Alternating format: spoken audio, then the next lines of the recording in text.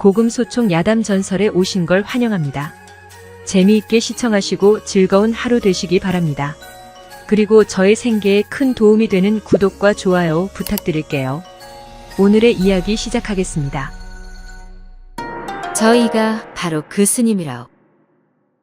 옛날 윤생이라는 사람이 관서지방을 유랑하다가 어떤 총가에서 유숙하게 되었는데 마침 비를 만나 계속 묵게 되는 일이 있었다. 총가의 안주인은 비록 나이는 들었으나 말본새와 행동거지가 그냥 시골 노파 같지는 않아 보였다. 그러던 어느 하루는 그 안주인이 웃으면서 말하였다. 이보시오. 심심하지 않으시오? 내가 재미있는 옛날 이야기를 해드리겠으니 한번 들어보시겠소. 어떻소? 그것 참 좋소이다. 안주인의 말에 마침 무료해하던 윤생이 기다렸다는 듯 흥미를 보이며 대답하였다. 그러니 곧 주인 남자가 당황스러워하는 낯빛으로 다급히 안주인을 말리고 나서더니 말하였다.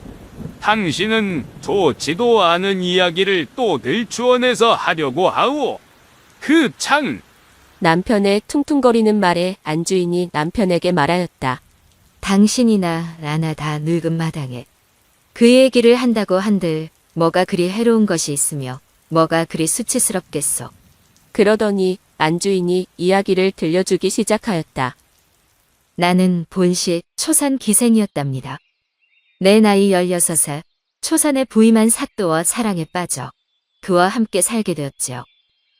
그러던 어느 날 사또가 한양으로 다시 돌아가게 되어 어쩔 수 없이 이별하게 되었는데 나를 끔찍이도 총애하던 사또가 쓰고 있던 진물이며 창고의 곡식 등 그가 가진 모든 것을 저에게 주며 말하였답니다. 내가 급히 돌아가야 하는 상황이라 너와 함께 돌아가지는 못할 것 같구나.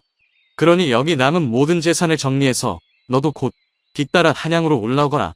내가 오기만을 기다리고 있을 테니 그때를 기다려 함께 백년해로 해보세나. 그리할 수 있지? 사또의 말에 나는 울면서 그것을 허락하였지요. 하지만 그가 떠난 후 그의 애틋한 정을 이기지 못하고 이내 그가 준 것을 모두 폐물로 바꾸고선 동자 한 놈을 데리고 길을 떠나게 되었답니다. 때마침 그때가 겨울이라 큰 눈이 내리고 가던 길마저 잃게 되었지 뭡니까? 그래서 말잡이를 해주던 동자에게 말을 버리고 길을 찾게 하였더니 불행하게도 녀석이 눈 속에 빠져 한참을 헤어나지 못하더니 죽어버리고 말았지요. 그렇게 혼자서 한참을 이리저리 헤매다 날씨는 점점 추워지고 다리는 얼어 걸을 수조차 없는 지경에 이르렀는데 설상가상 날까지 어두워졌으니 눈앞이 한 채 앞도 보이지 않았답니다. 그런데 저 멀리 숲 사이로 깜박거리는 등불이 보이지 뭡니까? 얼마나 기쁘던지 전 먹던 힘을 다해 기다시피 눈 속을 파헤치고 가서는 문을 두드리고 보니 부처님을 모시고 있는 남자였답니다. 그런데 방문을 열어보니 방 안엔 탁자 위에 부처님 한 분만 계실 뿐 아무도 없어 조용하더군요. 허나 아랫목이 따뜻하고 등불이 켜져 있는 것으로 봐서는 누군가 있기는 있는 듯 싶었지요. 그러나 처지가 처지인지라 주인 승낙이 고모고 내 알 바 아니고 일단은 몸부터 녹이는 것이 먼저인지라 방 한가운데 퍼질러 누웠답니다. 그렇게 얼마나 지났을까 온몸이 눈처럼 사르르 녹으면서 이번에는 열이 나기 시작하는데 도무지 견딜 수가 없는 것이 아니겠습니까? 보는 사람도 없고 해서 치마며 저고리며 걸친 것이라곤 다 벗어져치고 소국바람으로 누웠더니 열이 좀 가셔지는 것 같더군요.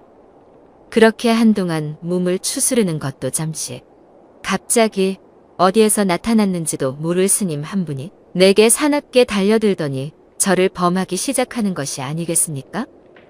지칠 대로 지친 몸으로 며칠은 굶은 듯 사나운 짐승 같은 스님의 힘을 도저히 당해낼 도리가 없더군요.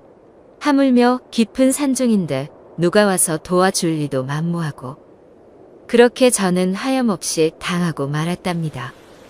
그 말을 듣고 있자니 윤생은 안주인의 말이 뭔가 이상한 구석이 있는 듯하여 미심쩍은 표정으로 물었다.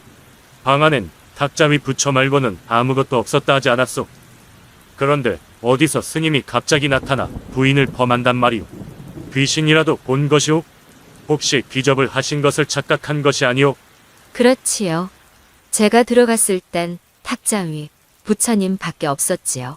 스님이라곤 콕배기도 보이지 않았으니 아무도 없었던 게 맞지요. 그대 말대로 기접이라면 기접일 수도 있겠구려.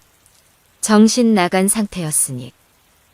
안주인의 의미심장한 말에 궁금함이 극에 달한 윤생이 안달난 목소리로 다음 이야기를 재촉하였다. 다음 내용이 궁금하구려. 네, 더 이상 끊지 않을 테니 어서 말해보시오. 윤생의 안달난 다그침에 안주인이 다시 이야기를 이어가기 시작했다. 사건은 이러했답니다. 엄동설한의 날씨에 반정신을 잃고 넋이 빠진 처자가 방문을 열어젖히더니 갑자기 스님이 수행 중인 방 안으로 들이닥쳐서는 자기 집인 것처럼 벌러덩 드러누워 걸친 옷마저 벗어 던지고 속옷 차림으로 누워있으니 이를 보다 견디지 못한 스님이 탐욕을 참지 못하여 벌어진 일이었던 게지요. 그러니까 애초부터 그 방 안엔 탁자 위에 부처님 따위는 없었던 거랍니다. 정신이 혼미해져 스님이 가부좌를 틀고 수행하던 모습을 부처님으로 착각을 했던 것이지요. 본래 이 스님은 이미 10여 세 때부터 삭발 출가하여 생식하면서 혼자 암자를 지키며 살아왔는데 그때 나이 28세였지요. 계행이 비록 높았으나 그날만큼은 어찌된 일인지 정욕의 온몸을 지배당하였으니 10수년간의 수행이 한순간에 무너진 날이 되었다 하더군요.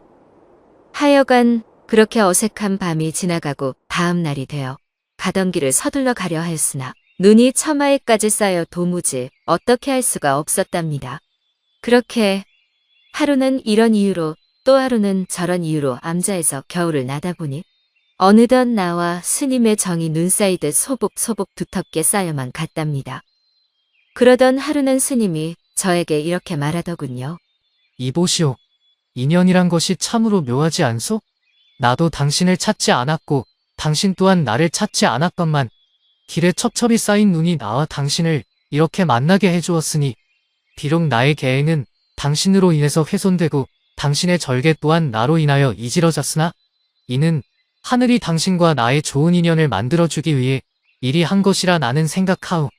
그런데 그대는 어찌 꼭 옛 랑군을 찾아가서 첩이 되려고 하시오. 하늘의 인연에 따라 나와 함께 해로하여 안락을 누리는 것이 어떻소이까? 그 스님의 말이 나 또한 생각하여 보니 이치에 맞는 듯 하지 않겠소? 하여 그날로 한속하는 스님을 따라 속세에서 살게 되었는데 훗날 세월이 지나고 아들과 딸을 낳아 집안까지 넉넉해지니 이 어찌 하늘의 이치가 아니겠소. 그 말에 윤생이 집주인 내외를 번갈아 쳐다보자 안주인이 입가에 미소를 지으며 말하였다. 그러하지요. 눈치채셨겠지만 저 옆에 뾰루통한 얼굴을 한 노인네가 바로 그날의 환속한 스님이라. 그렇게 안주인은 이야기를 마무리하더니 입을 대빨이나 내밀고 삐쳐있는 남편을 달래며 조용히 방 안으로 들어갔다.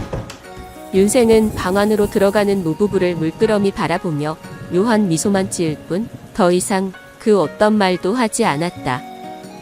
그렇게 밤이 지나고 비가 그치니 윤생은 멈추었던 유람을 하기 위해 다시 길을 나섰다 한다. 재미있게 보셨나요? 요즘 이랬다간 쇠고랑 찬이 절대 이래선 안 됩니다. 과거는 과거일 뿐입니다. 여하튼 인연에 대한 좋은 글귀로 오늘 영상 마무리해 볼까 합니다. 좋은 인연이란 시작이 좋은 인연이 아닌 끝이 좋은 인연입니다. 시작은 나와 상관없이 시작되었어도 인연을 어떻게 마무리하는가는 나 자신에게 달렸기 때문입니다. 오늘은 여기까지입니다. 지금까지 시청해주신 여러분 대단히 감사합니다. 그럼 다음 시간에 만나요. 안녕.